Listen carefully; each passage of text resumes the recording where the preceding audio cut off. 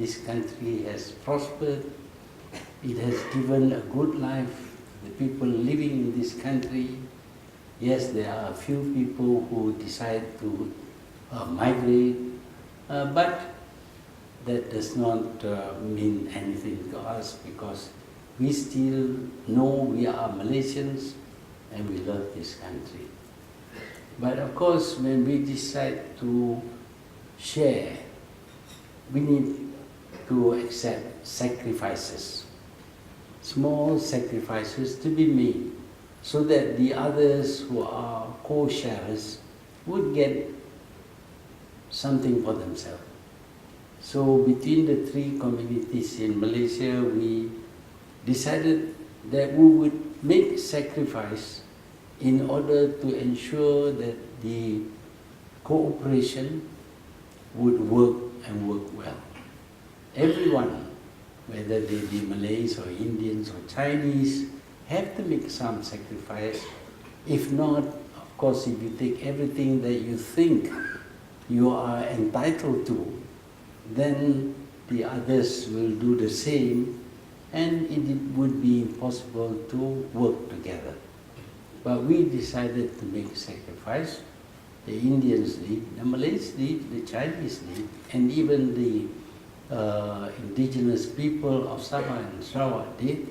And because we are willing to make some sacrifice in order to be able to work with each other, this country is, relatively speaking, much more peaceful and stable than any other country which became independent at the time when we became independent. If you care to go to these other countries and look at them and then make a comparison with our country, you will find that the concept of cooperation between races is off. The idea that any one group should control 100% of the country, in almost every case, they have failed. So it is important that each component remains very stable also. But sometimes we find that there is a lot of conflicts within each community. We see this among the Malays, we see this among the Chinese, and we see this among the Indians. Now the Indians form only about 10% of the total population of this country. Although they are 10%, actually their achievements have been more than 10%.